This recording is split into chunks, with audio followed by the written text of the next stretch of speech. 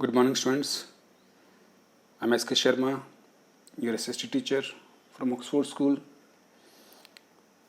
Welcome in the class. Now we have to start with the topic. The chapter is on equality. This is covered from our side. Yesterday we did the same thing. Today we have to go with this one. Issues of equality in other democracies. क्या समस्याएं रही हैं equality के लिए? You are probably wondering whether India is the only democratic country in which there is inequality and where the struggle for equality continues to exist.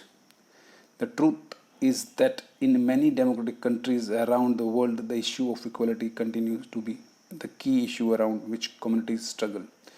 Issues मतलब है समस्याएं क्या हैं इक्वलिटी को लेकर डेमोक्रेसी कंट्री में. अब डेमोक्रेटिक कंट्रीज जो हैं हमारे लोकतांत्रिक देश, ऐसे देश जहाँ पर इलेक्शन होते हैं, वोट दिए जाते हैं और अपने रूलर्स, अपने लीडर हम चुनते हैं और वो हमारी सरकार चलाते हैं.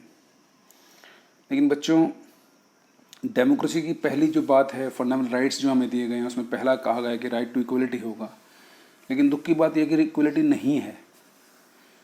दुख की बात यह है कि इक्वलिटी नहीं है. और ये सिर्फ हमारे देश में ही नहीं बल्कि ये दुनिया के काफ़ी सारे देश जहाँ पर डेमोक्रेसीज़ हैं, यानी कि वहाँ पे संविधान बनाया गया, ये लिखा गया कि सबको बराबरी मिलेगी. लेकिन दुख की बात यह है कि वहाँ पे अभी तक बराबरी नहीं है, वहाँ पे डिस्क्रिमिनेशन होता रहा है. तो ऐसे सिर्फ इंडिया ही नहीं है, बाकी सारे कंट्रीज़ भी और कंट्रीज़ भी हैं. जैसे for example we can see in USA, United States of America, the African American whose ancestors were the slaves who were walked over from Africa continue to describe their lives today as largely unequal. America में भी काले और गोरों के बीच में बड़ा भेदभाव रहा. साउथ अफ्रीका में नेल्सन मंडेला ने देखा ये बहुत सारे भेदभाव वहाँ थे. तो इस तरह से काफ़ी सारे कंट्रीज़ में ये भेदभाव रहे हैं. आगे पढ़ सकते हैं. अब रोज़ा parks was an African American woman tried from a long day at work. She refused to give up her seat on a bus to white men on December 1955. Her refusal that day started a huge agitation against the unequal ways in which African Americans were treated and which come to be known as civil right movement.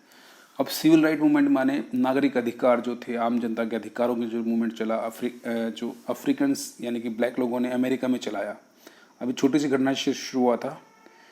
1 दिसंबर 1955 की बात है. एक बस में travel कर रहे हैं यात्री, उसमें एक ब्लैक जो औरत है, उसका नाम है रोज़ा पार्क्स, वो बैठी हुई सीट के ऊपर और एक गोरा आदमी आता है और वो कहता तुम खड़े हो जाओ, यहाँ से मुझे बैठना है.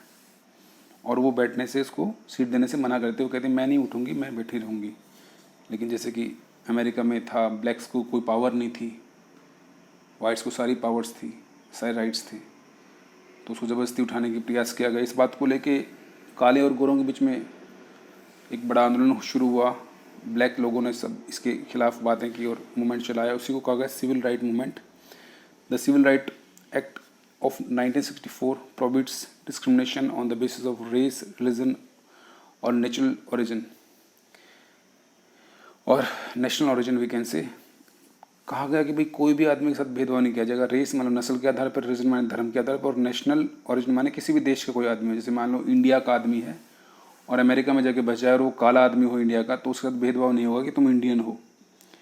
It also started that all schools would be open to African American children and that they would no longer have to attend separate schools specially set up for them. पहले क्या था कि अमेरिका में स्कूल भी अलग थे, काले लोगों के लिए अलग स्कूल थे, गोरे लोगों के लिए अलग स्कूल थे. तो इस बात को लेके भी जब मूवमेंट हुए तो 1964 में कानून बनाया गया कि सभी के लिए एक समान स्कूल होंगे. एक इस तरह के स्कूल में सब बच्चे गोरे हों या काले हों पढ़ सकते हैं. और वहाँ पर एजुकेशन इस तरह से की गई और इस तरह से मूवमेंट चलते चले गए और इस तरह से फ्रीडम मिलता चला गया सबको.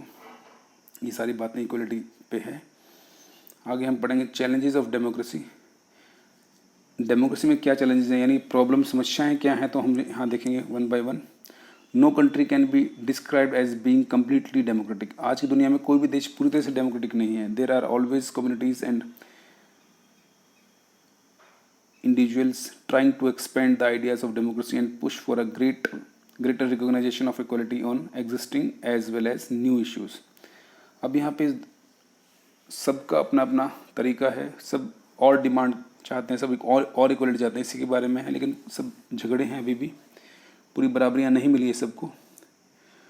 Prohibition of discrimination on the grounds of religion, race, caste, sex और प्लेस ऑफ बर्थ. इसमें दिखा रखा है किसी के साथ भी कोई भेदभाव नहीं होना चाहिए रिलीजन यानी धर्म के नाम पर, रेस माने नस्ल के नाम पर.